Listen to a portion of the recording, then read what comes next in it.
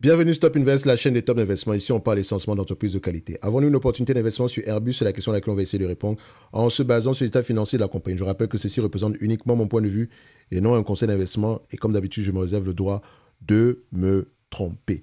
Alors, Airbus, on l'a déjà eu analysé ici plusieurs fois, quantitativement bien sûr. Je rappelle toujours ici que ça, c'est une analyse quantitative. C'est juste pour voir quelles questions on aura à poser quand on va lire les rapports financiers. OK? Donc, Airbus ici, c'est une belle entreprise. Technologiquement, voilà, il n'y a pas photo. D'accord, ils produisent à peu près, les produits qu'ils vendent ici sont très qualitatifs, très demandés. Le carnet de commandes, il est plein. Mais ce n'est pas parce que le carnet de commandes est plein qu'on va forcément gagner de l'argent. Ne l'oubliez jamais. Parce que excusez-moi, Alstom également a un carnet de commandes plein. Il faut également voir dans ce carnet de commandes-là, il est constitué de quelles sont les modalités généralement derrière. Est-ce que si les coûts de production augmentent, on peut les répercuter ici sur le prix de départ ou bien on va l'assumer. D'accord? Parce que si on doit livrer un avion dans 4 ans et qu'on l'a vendu ici à 100 millions et qu'entre-temps, quand on le vendait à 100 millions ici, les coûts opérationnels représentaient, la matière première représentait à peu près 50% du prix et qu'on se rend compte que 2 ans plus tard ici, pour le même avion, les coûts de production, la matière première coûte peut-être 60%, peut-être parce que le prix de l'acier a augmenté, ou ce genre de choses-là. D'accord? So, faites très, très, très attention à ne pas uniquement regarder ici les contrats, etc. C'est bien, ça vous donne une bonne information, mais voilà, c'est sans plus. So, on y va. Revenu, stabilité ou croissance. N'oubliez pas, la pandémie est passée par là. Voilà, ces entités ont tendance à ralentir un tout petit peu, mais il y a de grandes chances qu'on revienne à une certaine moyenne. La demande est là. OK? La demande est là. Il me semble que j'ai déjà partagé ici une note d'analyse sectorielle ici pour le segment ici du transport aérien.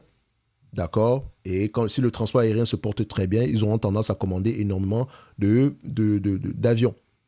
OK? Et vous pouvez également vérifier ici dans le secteur d'activité, Air France gagne de l'argent. Bah voilà. Même Air France gagne de l'argent aujourd'hui, tout simplement parce que le prix des billets d'avion a augmenté. Ils se font de moins en moins une guerre sur les prix parce que tout le monde a besoin de faire de l'argent. Le Covid a fragilisé l'industrie, donc ils ont besoin de se remplir les poches un tout petit peu. OK? Mais je ne sais pas jusqu'à quand ça va durer parce qu'essentiellement ici, compagnie aérienne, c'est gérer les coûts. Les meilleures compagnies aériennes sont généralement celles les ultra low cost parce que ils sont focus uniquement sur la gestion des coûts. Ils veulent avoir les coûts d'exploitation les plus bas du marché. OK? Donc, si le transport aérien se porte bien, que ce soit low cost, legacy, Airbus gagne de l'argent. Oui, elle a également un segment de défense, etc. S'il y a de la guerre, voilà, la guerre, c'est bien pour Airbus, d'accord? L'instabilité ici est favorable ici à Airbus, OK? Mais bon, on revient ici. En termes de marge brute, stabilité ou croissance, on peut voir ici que l'historique, il y a de grosses variations. Mais voilà, il me semble que sur les dernières années, Airbus, voilà, ils essaient à peu près d'arranger cela, de revenir, d'augmenter les prix un tout petit peu, ou bien de baisser les coûts, quoi qu'en termes de marge brute, c'est plutôt au niveau de la matière première, etc. OK, donc faites attention, mais on est quand même au niveau de la moyenne, au-dessus de la moyenne, c'est déjà une bonne chose.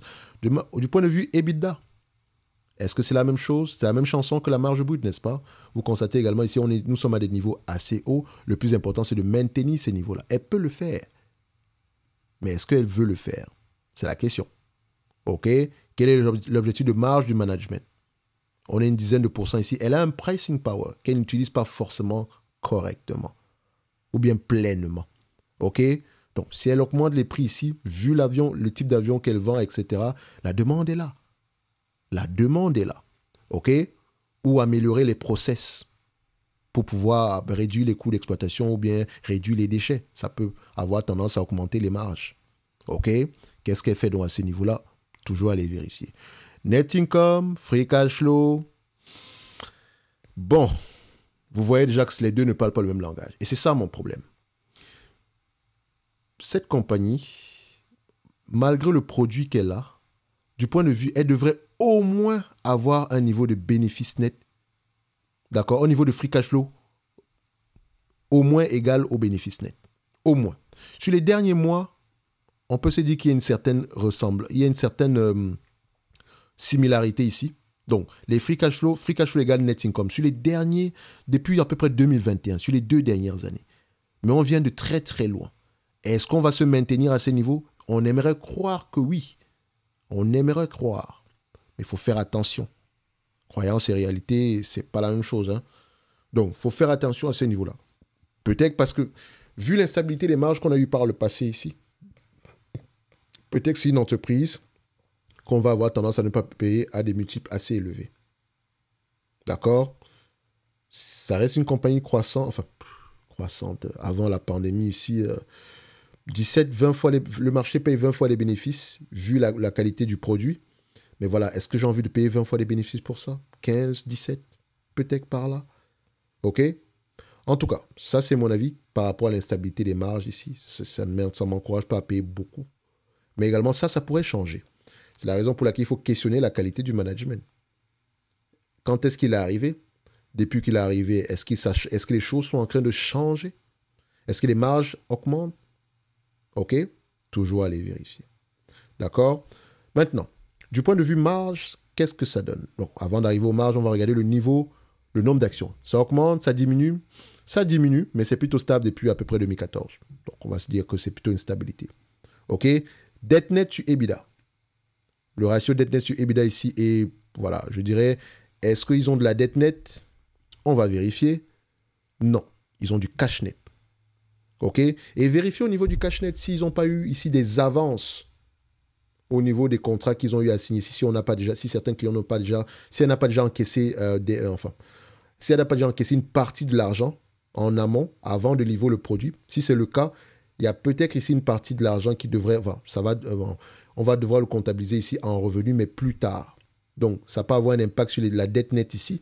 Donc, c'est pour ça qu'il faut peut-être regarder la dette. Il faut aller prêter attention ici au niveau d'endettement en lui-même. Donc, au niveau des bilans, il faut aller vérifier le post-dette. OK? Enfin, le ratio en question, refaites-le manuellement.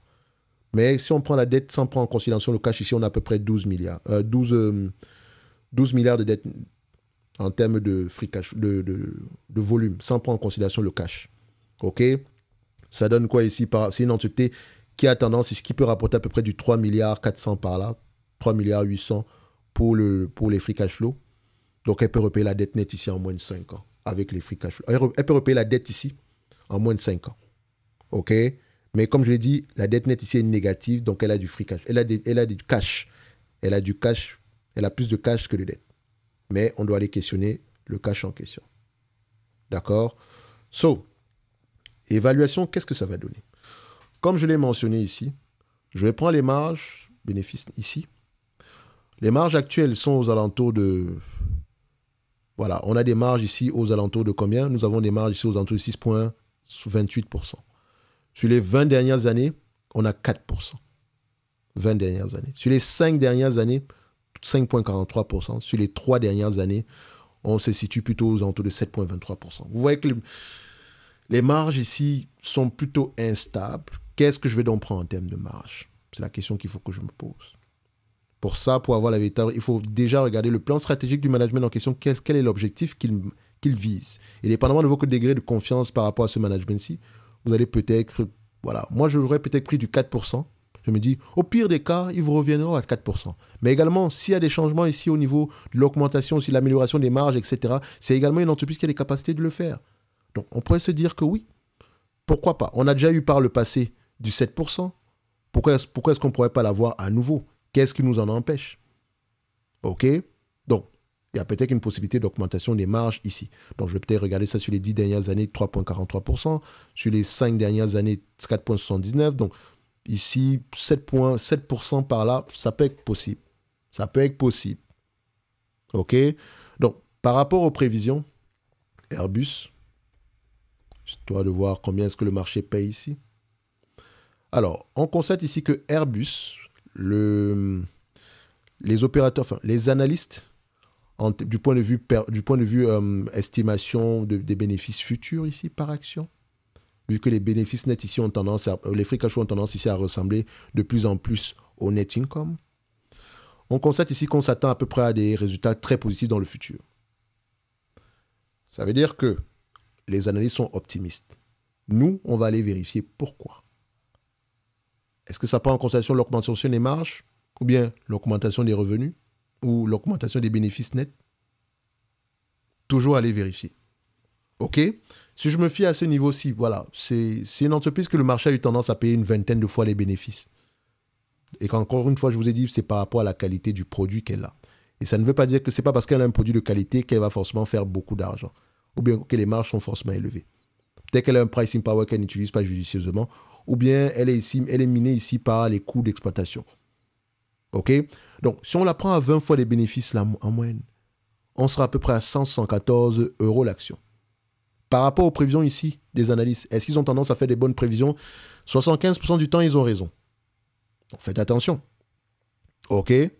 Donc, si le marché paye 20 fois les bénéfices et qu'on arrive à voir les bénéfices moyens ici de 2025, on a à peu près quelque chose d'assez intéressant au prix actuel. D'accord? C'est possible. Maintenant, si ça ne se réalise pas, il faut absolument qu'on ait une marge de sécurité. Dans le sens où, au pire des cas, est-ce que ce business peut rapporter à peu près une centaine d'euros, à peu près 5 à 6 € par an? Au pire des cas, c'est possible également. Moi, personnellement, si vous voulez mon avis, ce n'est pas le type d'entreprise qui va m'intéresser. Je vais peut-être m'intéresser, si Airbus m'intéresse, je prendrais peut-être du Safran, donc un fournisseur, d'accord? Je prendrais peut-être Safran, qui me semble, selon moi, plus stable. Je ne vais pas regarder depuis longtemps, mais je prendrais peut-être du Safran. Au niveau de Airbus, je resterais peut-être à l'écart. D'accord, la pandémie est passée par là. OK? Donc, soit Safran, soit MTU Aéro, mais Airbus, personnellement, non. Donc, et je rappelle encore que ça, ce sont des éléments quantitatifs. Et si on n'arrive pas à livrer la marchandise demain, ça ne va peut-être pas fonctionner. Donc, ne vous limitez pas uniquement à ça. Il y a énormément de questions à poser derrière. OK? Donc, j'ai essayé de soulever quelques questions ici. Peut-être également en lisant les rapports financiers, vous allez trouver d'autres questions à poser. Mais c'est toujours le questionnement qui libère. OK? Pour moi, Airbus en date d'aujourd'hui sera, par rapport aux éléments qu'on a pris ici, sera légèrement sous-évalué. Au pire des cas, on est correctement évalué. Est-ce que c'est dans un prix qui, moi, m'intéresse? Moi, je vous dirais, le prix qui pourrait m'intéresser au niveau de Airbus va peut-être se situer aux alentours d'une soixantaine d'euros par là. Et évidemment, vous allez me dire, mais ça ne va jamais arriver à ces niveaux-là. Même je vous dirais même que même à 60 €, peut-être même ça ne va pas m'intéresser. Enfin, je sais que ce n'est pas une entité qui va m'intéresser. Ce n'est pas un business que j'aime. OK? Donc, n'appliquez pas mon prix. Prenez en considération le rendement que vous recherchez. Aujourd'hui, si elle me distribue la totalité des bénéfices nets ici en rendement, en dividende, j'aurai 4,42%. Si on prend en considération les bénéfices nets attendus en 2025, si ça se réalise encore une fois, OK, par rapport au prix actuel, on aura du 6,7%, 6,8%. Donc, il faut connaître à peu près la dynamique dans cette industrie-là, d'accord, histoire d'avoir à peu près une visibilité par rapport à croissance future, OK, ainsi qu'au maintien des marges futures. N'oubliez pas, en lien dans la description de la vidéo, vous avez le service Top Premium Plus. La promotion se termine ce soir, ce 10 du mois de novembre. Ça inclut 14 formations thématiques. Certaines sont déjà disponibles, donc vous pouvez également les prendre de manière individuelle ou bien en combo. Ici, celle sur les rates est disponible. Individuelle, vous avez le prix. Comment lire les rapports financiers individuels? Comment analyser une banque individuelle? Si ça vous intéresse, vous pouvez les prendre individuellement ou bien en combo. Le combo inclut uniquement les formations qui sont disponibles aujourd'hui. Dans les formations, dans le Top Premium Plus, vous avez les formations disponibles et celles qui seront disponibles sur les mois à venir. Ce mois-ci, on a celle sur les rapports, la lecture des rapports financiers, comment lire les états financiers qui sortira, parce que les rapports financiers, elle est déjà sortie. Les rates, c'est déjà disponible. Donc, vous avez l'information sur la disponibilité à ce niveau. Je vais avoir tendance également à les mettre ici. Par exemple, vous voyez comment analyser une compagnie d'assurance. J'ai mis avril 2024, ce n'est pas disponible, uniquement à partir du mois d'avril. OK. Comment lire les états financiers ici? Pour le moment également, ce n'est pas disponible, uniquement à partir du 23 du mois de novembre. Donc, ça sera en version individuelle. Et une fois que c'est prêt, je les mettrai également en combo. Ou bien, je les inclurai également. Et vous allez également les avoir dans le Top Premium Plus. OK? Donc, toutes ces formations-là seront disponibles. Je pense que la date limite, c'est ici. C'est au mois d'avril, on aura terminé toutes les formations thématiques ici. OK? Donc, vous avez également ici la possibilité d'avoir des notes d'analyse sur les entreprises qui, moi, me semblent sous-évaluées. D'accord? Ainsi que les notes de suivi. Essentiellement ici des entités nord-américaines. D'accord? Dividende ou pas dividende ici. Je mets ça un mix des deux ici. D'accord? Donc, vous avez également la possibilité de demander des analyses quantitatives. Vous avez également les notes de rappel, donc les checklists ici par industrie. Il y en a au moins une quarantaine. Chaque secteur d'activité, chaque industrie est différente. Quand j'arrive au niveau de la restauration, il y a des questions à poser. Commerce au détail, vendeur de vêtements ou bien vendeur de chaussures, il y a des questions spécifiques à poser. OK? Même au niveau de la comptabilité, il y a des éléments à aller regarder. Si vous ne les avez pas, vous allez perdre du temps. Et parfois, il y a des éléments que vous allez rater dans votre analyse. Parce qu'on a très souvent ici tendance à faire des analyses sommaires. OK? On gratte juste la surface. Quand quelqu'un vous dit « je fais une analyse fondamentale », il regarde uniquement les chiffres. C'est même pas 50% du travail déjà. Comme je dis toujours ici, j'appelle ça une analyse quantitative. Je n'appelle pas ça une analyse fondamentale quand je regarde uniquement les chiffres. C'est du quantitatif, ça me permet de poser les bonnes questions. Et quand je lis les rapports financiers, ça me permet ici de répondre aux questions, d'accord, et de fortifier, et de me faire un avis ici sur la qualité même du business. Il faut lire. Donc, tout ceci est dans le Top Premium Plus. Et pour ceux qui veulent uniquement le Top Premium, ça n'inclut aucune formation thématique. Mais vous avez les notes d'analyse, les demandes d'analyse, la watchlist, la communauté privée. Donc, communauté privée, vous pouvez me poser n'importe quelle question. Si vous êtes en train de rechercher, si vous faites des recherches sur une entité en date d'aujourd'hui, vous pouvez me demander, OK Thierry, ici, qu'est-ce que je dois regarder, etc. Est-ce que tu as un avis? Je pourrais y répondre. Je ne suis pas Nostradamus, je n'ai pas la science infuse, mais je peux orienter vers la bonne réponse. OK? Ou bien vous donner à peu près une idée de la réponse. Enfin, selon moi. D'accord? Mais au moins, vous n'êtes pas seul. D'accord? Donc, soit le Top Premium, soit le Top Premium Plus à vos convenances. Mais la promotion, c'est uniquement sur le Top Premium Plus en date d'aujourd'hui parce que ce prix changera. D'accord? Donc, si ça vous intéresse, le lien est dans la description de la vidéo. Et on se donne rendez-vous sur la prochaine.